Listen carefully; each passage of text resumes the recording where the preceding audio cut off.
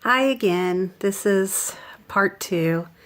I wanted to share a little bit about what I experienced. This was back in 1999 with my husband as he experienced brain cancer. And in later videos, I'd like to touch across just the grief process, how my young child responded, and how I supported his understanding of the disease his father had, and also maybe just a video talking about humor, because I think humor gets you through some hard times. I know it doesn't work for everybody, but in my case, it definitely benefited to use humor in ways that help cope. I started out with this just kind of doing a little video, but I realized once you get into talking about your experience, there's so much to talk about that that may or may not be beneficial to each of you as you experience your journey. I, either as a caregiver or as a patient, but I wanted to start with sharing a real quick background, as quick as I can, with my first husband. And he was given he was given when we were there, he was scheduled for surgery. They wanted to remove the tumor, and they did surgery. It was a lengthy process. I can't remember how long, 7-8 hours maybe. They went in and found that he really didn't have a tumor in there. But they did notice abnormal tissue, so the doctor told us to be cautiously, or the neurosurgeon told us to be cautiously optimistic, that they were sending it for testing. I don't remember where they sent the testing to, but they were sending it. And then he ended up finding out when we came back to Knoxville. He had to relearn how to walk in the hospital. He's in intensive care. Relearn how to walk, and we drove back to Knoxville. Stain's parents were with us from Norway at that point, visiting for about a month. And we got in touch with a new neurosurgeon locally, and we waited for the test results. Well, 2 weeks of waiting and not knowing and anticipating, we found out that the test results were inconclusive. So they turned around and resubmitted the test work again to Mayo Clinic. 2 weeks later, Mayo Clinic said that it was non-Hodgkin's lymphoma that originated in the brain. And with that said, he was one of 2 people across the whole state of Tennessee that had non-Hodgkin's lymphoma start in the brain.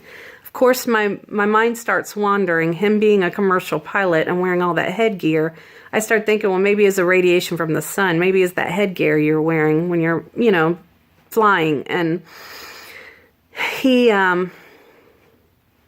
to this day, we still don't know if that was the cause. But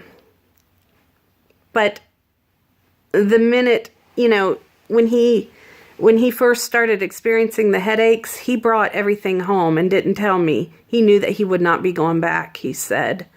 And that was such a surprise to me, because in our world, we never had to face,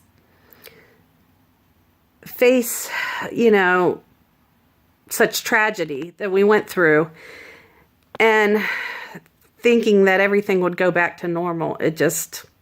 We had to prepare for a totally new life. Little did I know at the time what would be a short-lived life together. And Anyway, we get back, we find out it's non-Hodgkin's lymphoma. We go to Vanderbilt University in Nashville, which is a really good hospital. They determine a chemotherapy regimen from England, experimental regimen, and they started the process. He was hospitalized on several occasions getting the chemo. In the midst of it, he would have pneumonia a few times. He experienced his cell counts not being in the right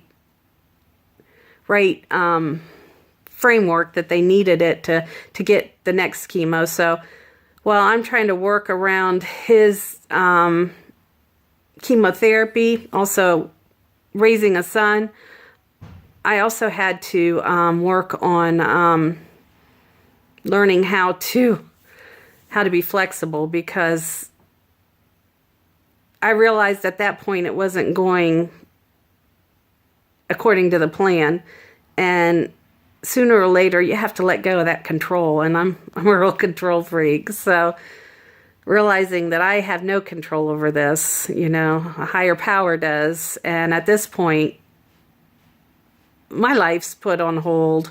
Our family's life is put on hold. Anything that I want and need, that goes on the back burner. So we get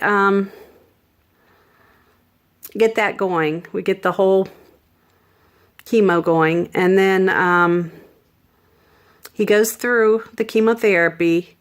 He does pretty well, even though he's horribly sick. Goes through the radiation. We find out then later that 2 weeks later that he starts getting back pain.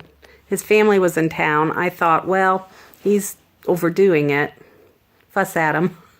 And find out that it was actually the cancer had spread. When the cancer had spread, it went through the spinal fluid and went into the chest wall, the hips, the liver, and it was everywhere. And so they decided at this point it was a 30% chance that he would recover. And I asked for the percentage. Not everyone ever wants to know, and I don't know if it's good choice or bad choice. But at the point, I wanted to know what the odds were, and we neither one of us even for 1 second considered that he could pass away with this cancer. I had in my head that he was young and he was going to beat it. And he had in his head he would too. Towards the end, he started communicating and sharing stuff with family members that made me realize that he knew more than what I had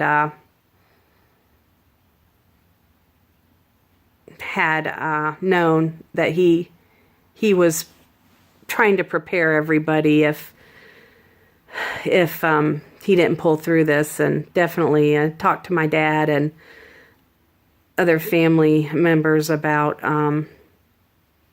taking care of, Jacob and I at the time. And he went through the second round the second go round, and he became immobile. He wasn't walking. He then became very, very sick. We had home health coming at this point. And the doctor told us to put our affairs in order, so we wrote a will. He wrote it in both Norwegian and English so that his family would know that his requests were being honored. We filed it away. We said, look, no looking back here unless we have to. Let's just get the will developed, and then let's concentrate on beating this. And he continuously got weaker and weaker. We went to Vanderbilt. Vanderbilt told me not to come back at this point. He was too weak. He didn't even remember that we drove all the way there, which was 3.5 hours to and 3.5 hours back from Vanderbilt. And he did not remember that we even went there. He was asking me when we were going to go see the doctor, and that was the same day we just returned back from the doctor. And at that point, he was going into a coma. Started getting to be real dead weight. I couldn't lift him. He was so heavy, and I used to be able to lift him, help him in and out of his chair, but his weight started getting real solid, and I knew then that I needed more help than what I could manage. And don't get me wrong, I've had wonderful support from my family, both in Norway, and my mom and dad and my sister. Everyone came here and worked really hard to try to help make it easier through this process. And anyway, we ended up, he went into a coma, and at that point they told us that there's no hope. They transferred him to hospice on September 24th of 1999, and then he ended up going into passing away October 1st. It was September 24th, 2000. No, it was September 24th, 1999, and he passed away October 1st. No, it was September 24th, 2000, and he passed away October 1st, 2000. He was originally diagnosed October 1st of 1999. So that was a tough time. His family got to say their goodbyes. I said my goodbyes prior to them coming into town and flying into town, and allowed them the time that they needed to say goodbye. And partially that was my scapegoat of my excuse of letting, not having to face the fact that he was going to die. My biggest fear was that he wouldn't remember us, and he did remember us till the end.